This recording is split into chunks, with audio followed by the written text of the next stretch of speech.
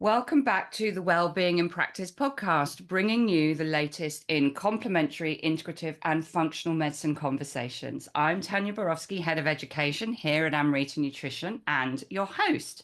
And today I have quite a special, unique interview that I'm sharing with you.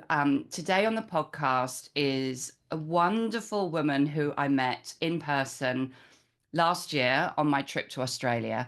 Her name is Toni Chambers, and she is head of education of a new brand that we are just about to bring in. It's probably on the aeroplane waiting to come in as we speak.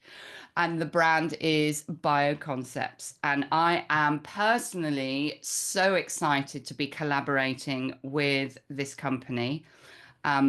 And their particular brand, Orthoplex, because there is so much synergy between our two companies and the legacy that sits behind Bioconcepts. So I can't wait for you to listen, and you will truly understand why we are so excited here at Amrita to welcome Bioconcepts and Orthoplex into the Amrita family. Welcome to the podcast, Toni.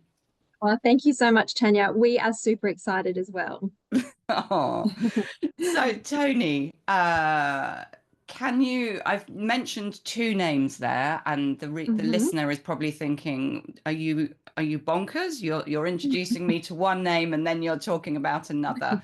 So I think maybe that's a first place to start. So Bioconcepts is the family, and I emphasize the word family name. Could you explain who Bioconcepts are and who is behind this amazing company? Yes, I can. So Bioconcepts it really is, like you said, it's the family and it's the company name. So the company was started by Henry Osiecki, and now the company is run by his son Michael Osiecki, and the brand of products is Orthoplex, and then we have the brand of education, which we call Bioconcepts Engage. So the overarching family company name is Bioconcepts, but then we have the different brands coming from there. And then we have another exciting project where we're going to be offering a really exciting tool and then branching off into that range with a range of clinical tools that we're going to be calling bioindicators. So Bioconcepts is the overarching family name. Love that. Yeah, love that. And Henry Osiecki, that's a name that a lot of our practitioners listening will think, oh, I know who that Mm-hmm. is. Mm-hmm. So Henry Osiecki was the founder. Can you remind some of our listeners or tweak their brains in terms of who this wonderful man is? Yes. So your listeners might remember Henry Osiecki because of his book, The Nutrient Bible, Yeah. but he has a very strong legacy in the industry in Australia. He is actually a dietitian, but he was so much more than that. He was always all about lifting the status of the industry in the minds of government, in the minds of the traditional allopathic medical community. So he kind of bridged the gap between, the traditional medical community, being a dietitian, but also really did a lot of research. And he's all about the research and evidence base, even from when he started, bridge that gap with his evidence base to introduce some supplementation, so some nutrients into Australia. So he's really well known for bringing glucosamine, CoQ10, and a few others into the country, into Australia, that weren't there. He just didn't see the. He did his research. He said, I need these ingredients. They weren't allowed in the country at that time, and so he just found them, brought them into the country, and started his own manufacturing. So that's why he started the supplement company, because he couldn't find what he wanted on the shelves already. So he decided, I'm just going to make my own. But he's so much more than that. He's so responsible for educating the community of practitioners. He was always championing our industry in the face of government. He did so many things, like he was on the board of Save the Children. He's traveled all over the world, really, standing up for health and natural health in particular. I feel quite emotional just listening you articulate that. I mean, what a phenomenal legacy, and to yeah, what a and really sort of he was his sort of the pivotal, if you like, pivotal individual that brought orthomolecular medicine, naturopathic medicine into Australia and New Zealand, really. Absolutely. Yeah, he really was. It's just incredible. Mm, Pardon me. And then it wasn't until sort of the mid 80s, so around 84, 85, that actually then the brand then became that he then mm. the brand of nutraceuticals then sort of really began to take off. Is that right? Yes, that's right. But he was, whilst he had the brand of nutraceuticals, he is so fervent about his love for education and research and Yes. passing on of information. And so he actually then started the Bioconcepts Education Centre, as it was called then, and he won an award for that because it was kind of the first of its kind in the industry, from a nutraceutical company. And I guess this is where our synergy comes in, Tanya, with Amrita, is that yes, he sells supplements, but he really is about making sure that the supplement ingredients are backed by evidence. He knows exactly how each of those individual ingredients are working in the body. And he is passionate about passing on that education to practitioners so that they know exactly why they're prescribing something, how it's working in the body. Not just, oh, yeah, this is a protocol for that condition, so let's just have these supplements. He wants to make sure that the practitioners know why they're doing things, and hence the education. And the education is therefore not just to sell a supplement, it's to really educate and empower the practitioners to make a difference in their patients' lives and health. And I can really, really testament to that. I was very fortunate enough to attend your 40-year anniversary conference in Brisbane last year, which is where we met. And I did do a little video post about sort of while I was there, just about the comparison to, I'd come from a medical conference, the International Menopause Conference in Melbourne, uh, and just the stark difference of, actually, that obviously was very much sponsored by Big Pharma. Mm, And your conference, yes, absolutely, as you say, there were your showcased the range of your products and amazing educational literature at the back of the room.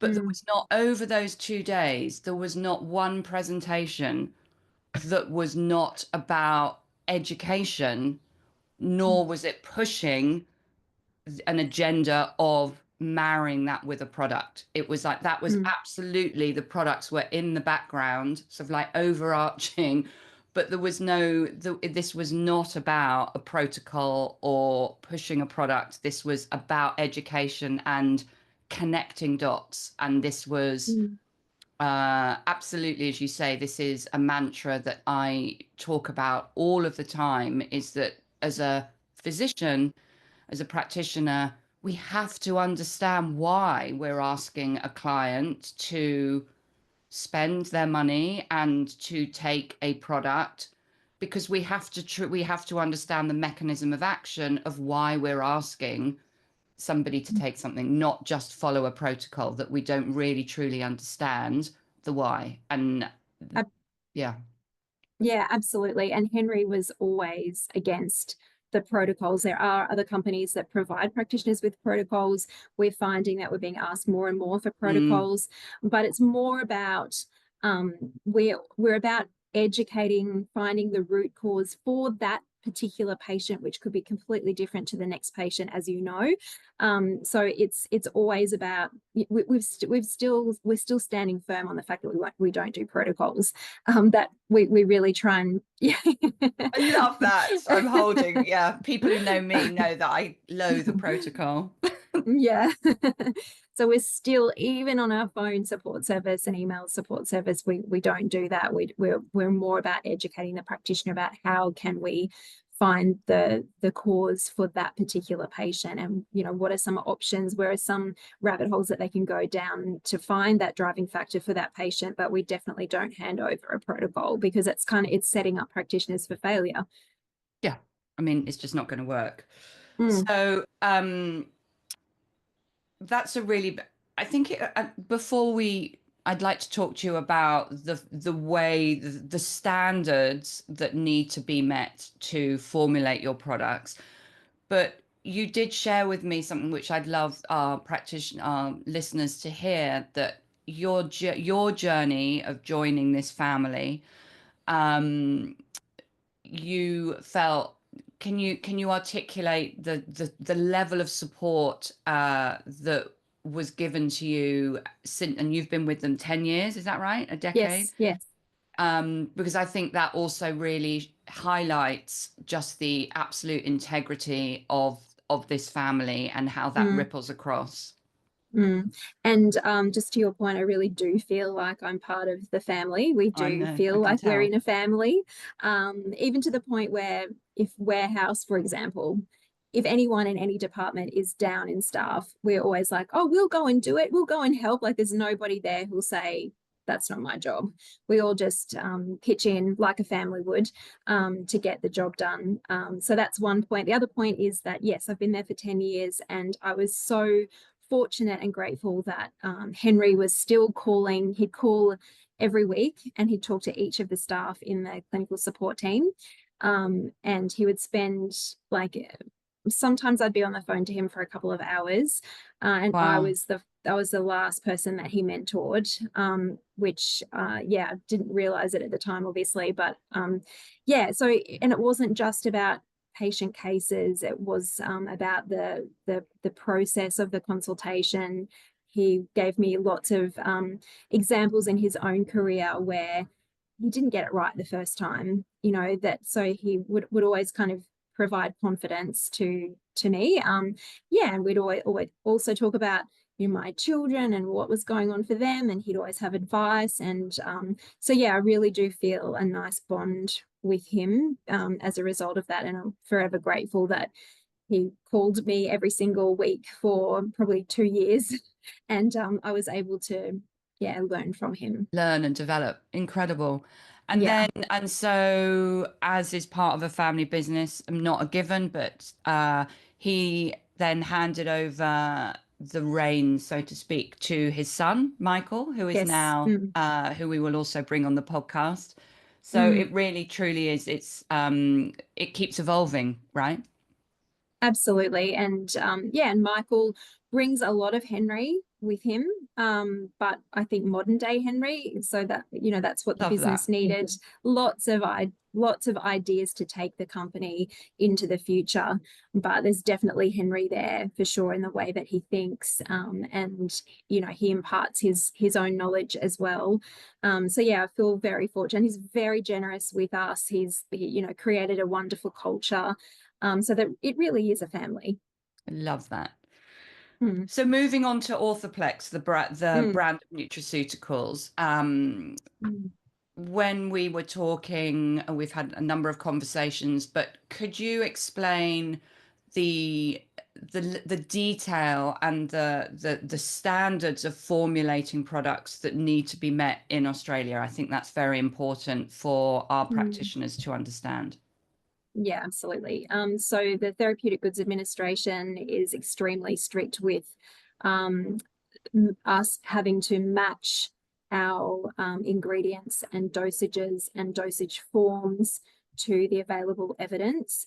There's nothing that goes into a product that is subpar with a dose, that's a different, formula to the research that has validated outcomes. So we can be sure that all of the ingredients in our formulas have been tested through human clinical trials to have a particular outcome.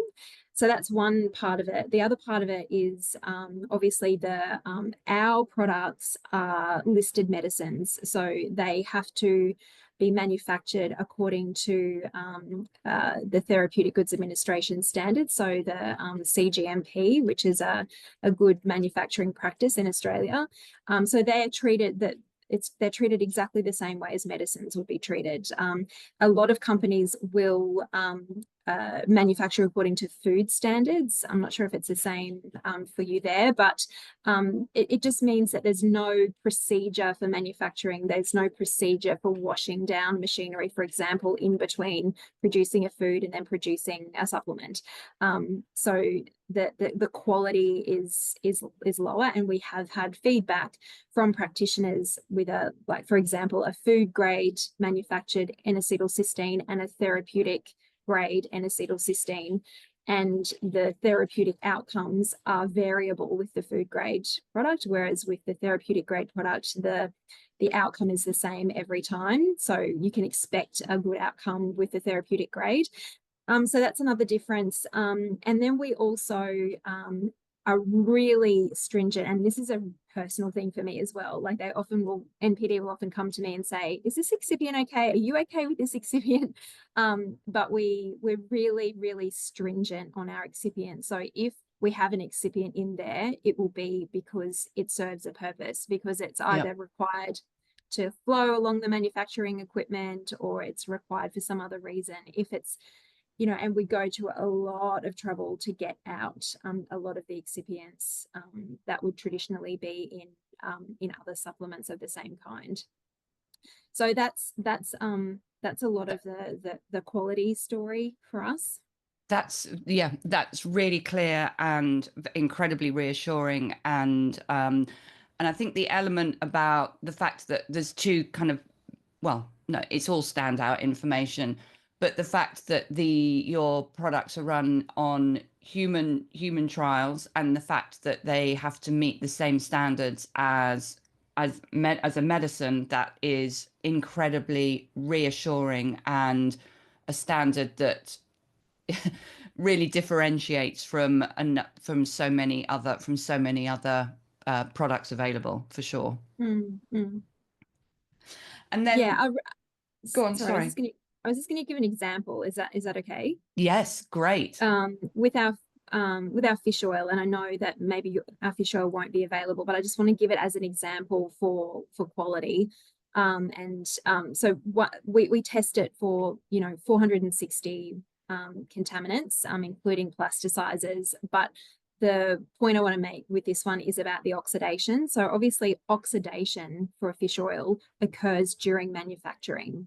And so a lot of the test results that are published by companies will be the pre-manufacturing oxidation levels, so before manufacturing, whereas we send our fish oil to a third-party testing authority to get the oxidation tested after manufacturing, so that you can be sure that the oxidation levels are low after it's been manufactured, to the point where I chew my fish oils.